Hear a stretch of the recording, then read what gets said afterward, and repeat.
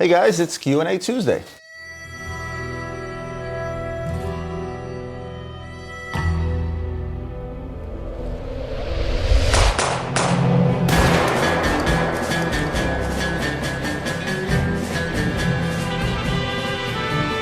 To get off with what I'm wearing, I always forget to do this and you guys give me heat on that. Last week I briefly showed you guys the Pride of Argentina, one of my favorite looking limited edition offshores. Looks like a regular offshore, but it's not. I just love the way the rose gold numbers play in the light that are applied to the dial.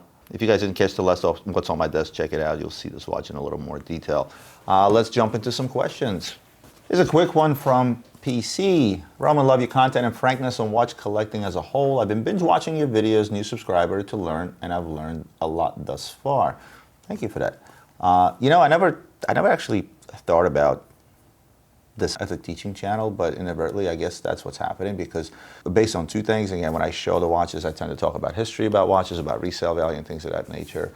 And then obviously the Q&As, these are things that you guys are looking to learn or looking to find out answers to. And inadvertently, this channel has become a little bit of a school. You know, what would I look like as a school teacher?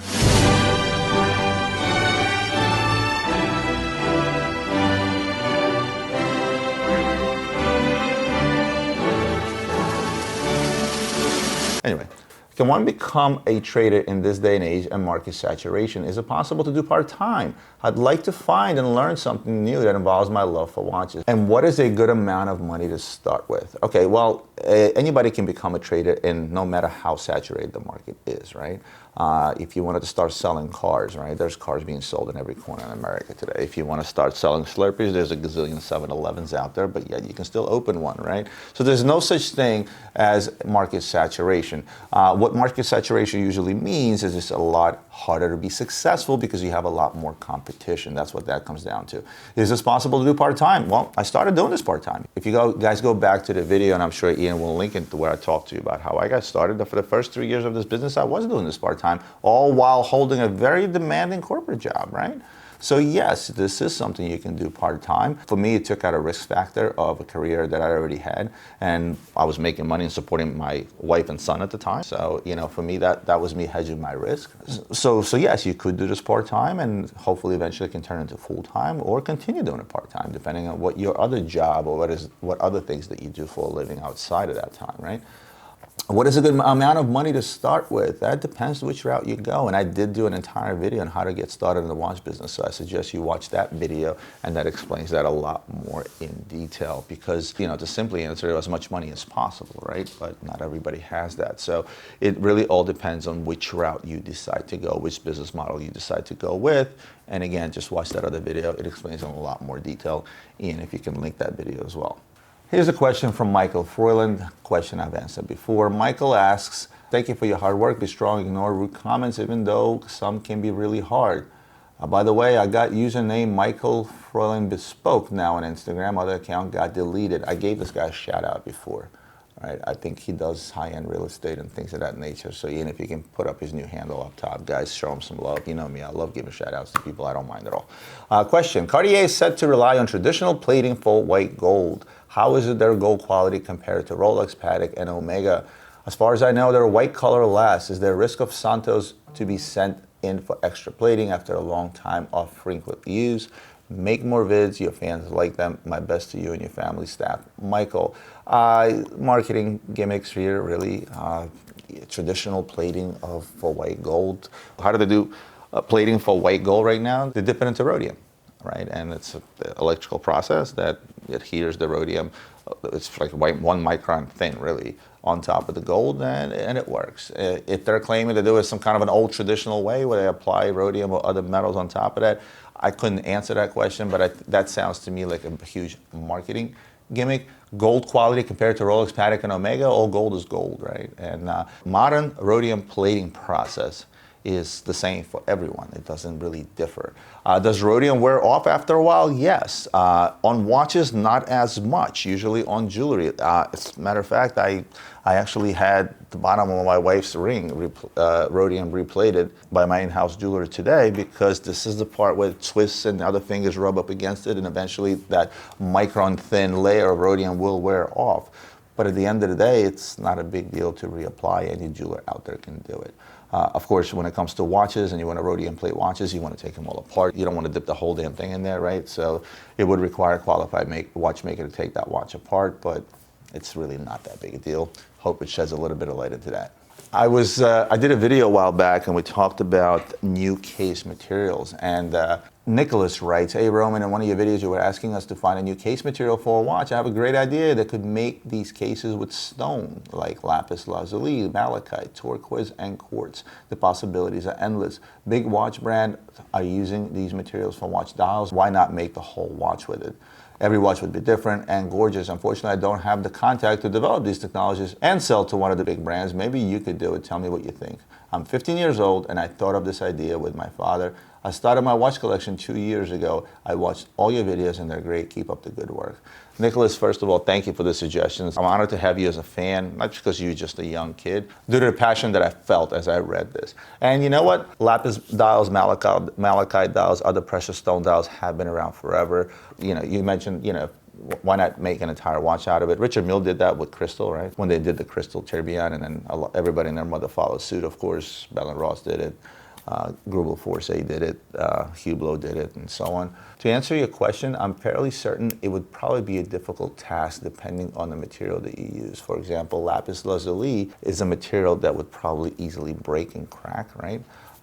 Malachite probably suffer the same fate. Turquoise, because of the nature how turquoise would have to be kind of glued together, much like malachite. So it could prove difficult, but nevertheless, I do think this is a good idea. How popular would they be today? It depends on who would do it, right? So you got Richard Mille seemingly using plastic or TPT, and it's popular as all hell. But in reality, you can say, oh wait, that's just a plastic watch, right? You have many companies introducing different type of materials for watches, starting with titanium, carbon, TPT, crystal, etc., right? So it really would depend on who did it. Like if tomorrow Audemars Piguet created a Royal Oak out of malachite, they figured out how to do it, bracelet, case, and all. I don't know if Ian, you can even Photoshop that, but I guess you could try.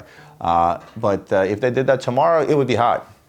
If somebody who's less popular today in the market, let's say like a Zenith watch, probably won't take off as bad. So as sad as it sounds, these type of things could only work for those companies that are super hot right now and they can pretty much make anything. Some of the stuff that AP or Richard Mille or even Patek make are just butt ugly, but because the name is there, it works for them, right? So hope that sheds a little bit of light into your suggestion and question, and I appreciate having you as a subscriber.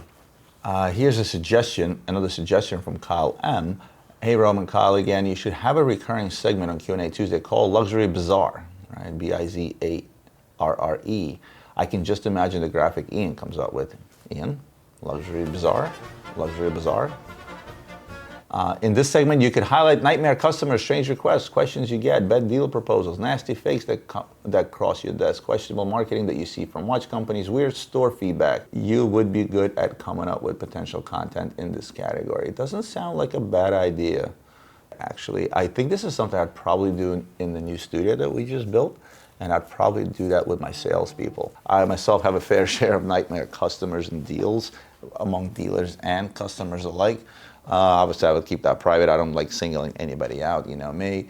But I'm sure my salespeople also have quite a few stories to tell, so this is a pretty good idea. I will certainly discuss that with my guys and girls. Here's a really good question from Ethan. "Hey Ron, my name is Ethan. I'm a young guy extremely passionate about watches. I think I've watched every single one of your videos and just want to say that I've enjoyed the look into your life that your channel has provided me. I have 2 questions for you." Well, thank you, first of all.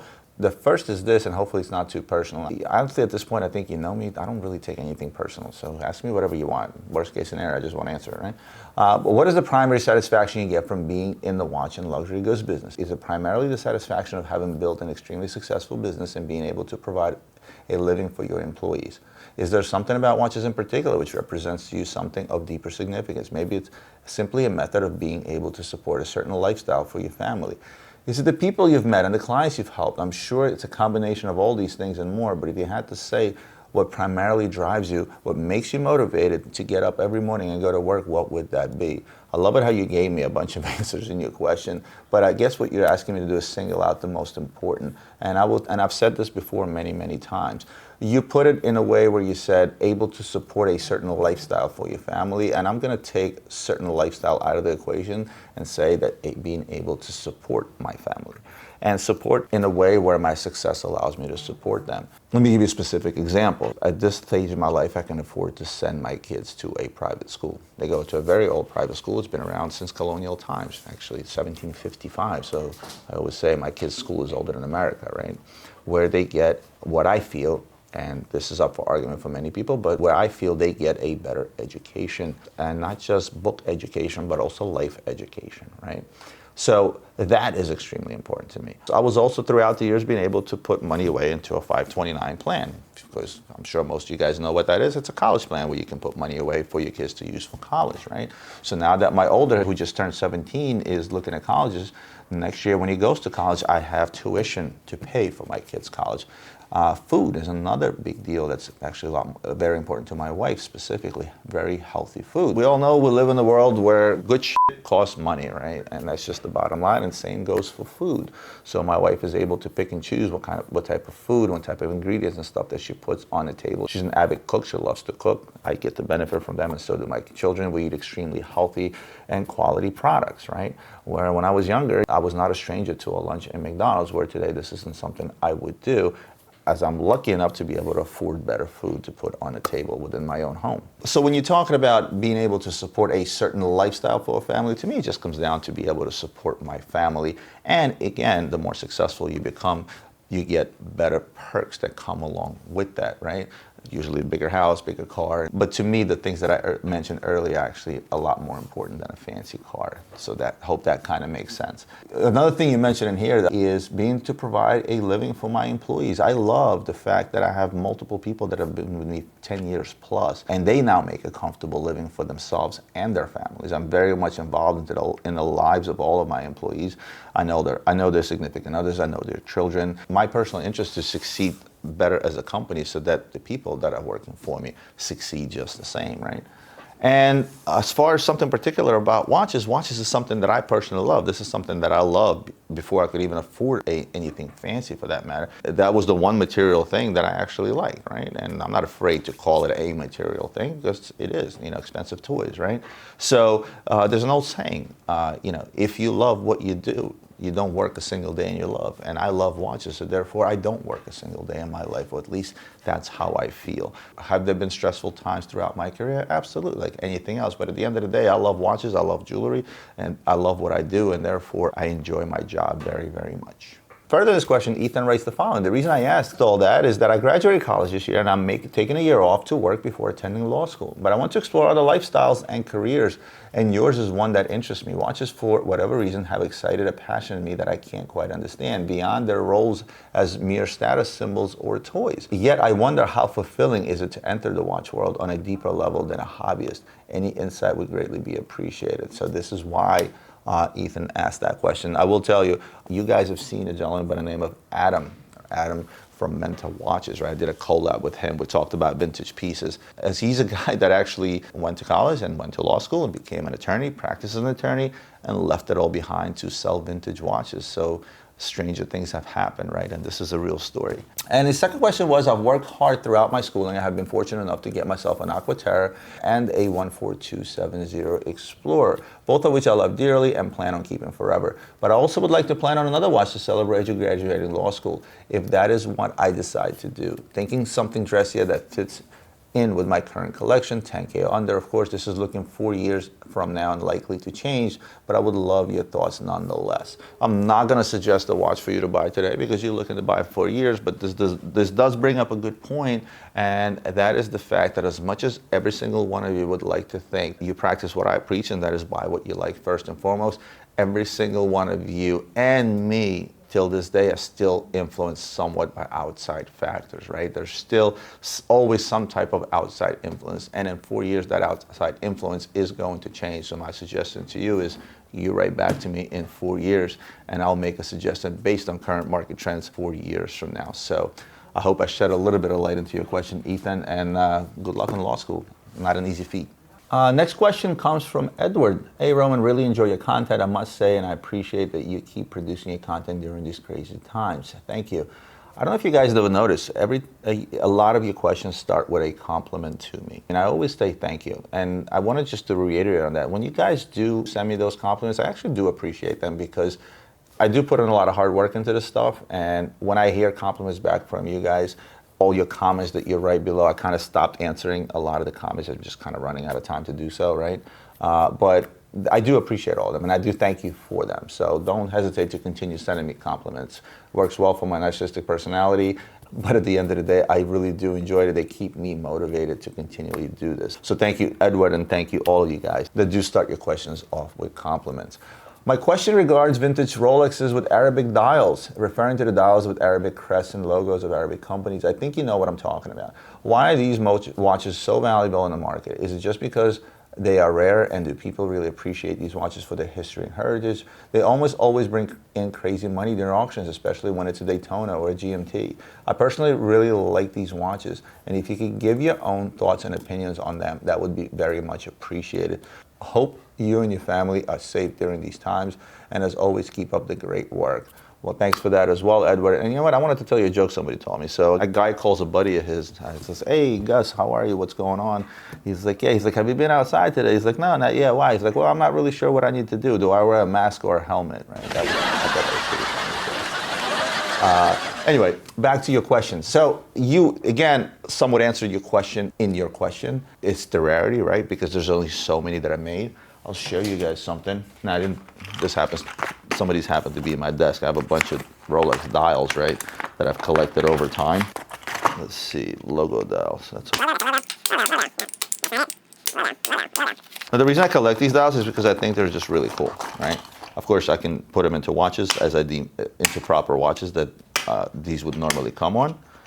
And the reason you find a lot of these loose dials like that is because people actually took them out from times because they didn't want that, right? They, for example, like Domino's pizza logos and things of that nature, people eventually take them out, throw them out, and that would be the end of it. These are not just all Arabic dials, right? Some of these are, some of these are not. I did an episode where I showed a date with a dial, and I went a little bit into that. So if you didn't see that, check that out. But this is the Oman logo dials, right? Paul Newman Daytonas such as these with the Khanjar logo have fetched upwards of $600,000-$700,000.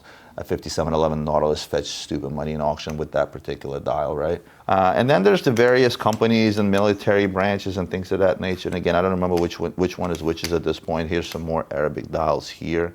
Somebody got out there 10 years ago, bought himself a Datejust, right? Because most of these are Datejust. This is a President dial.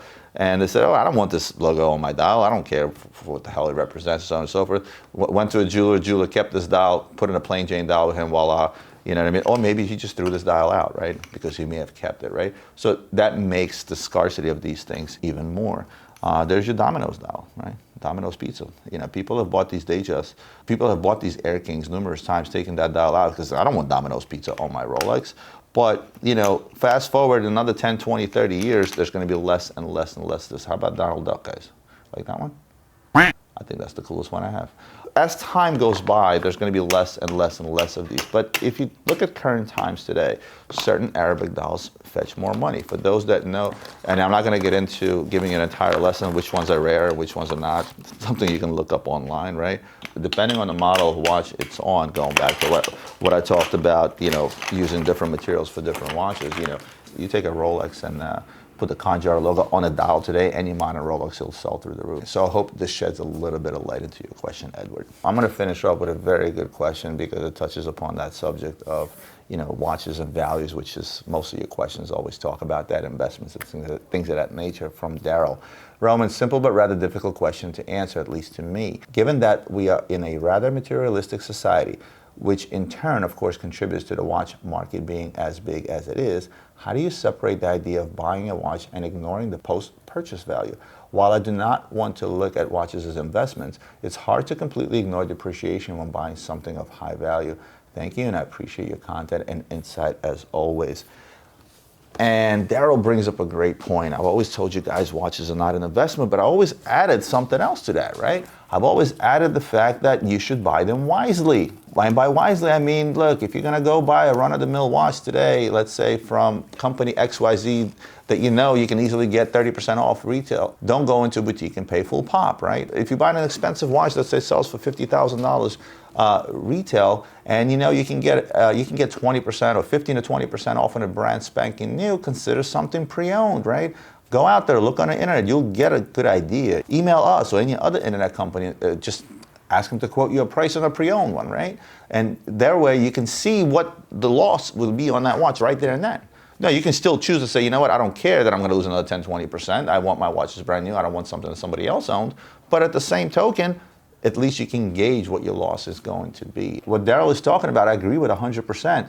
Don't completely ignore depreciation when buying something of high value. And that goes for a lot of things, right? How about a exotic car? A few years back, I was looking at the Bentley Continental convertible, right? I've always loved that car. I always wanted to treat myself to a second car, a summer car. That car is no longer here, and now with my kids going to college, I won't be buying a fancy car for a while, right?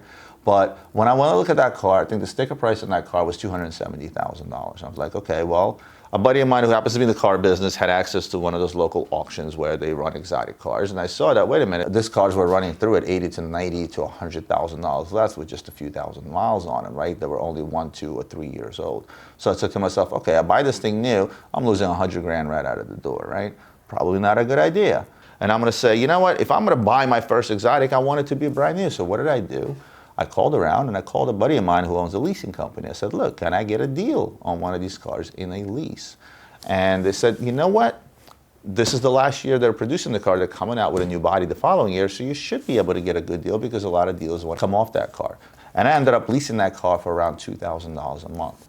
$2,000 times 27, that car cost me $54,000 over 27 months.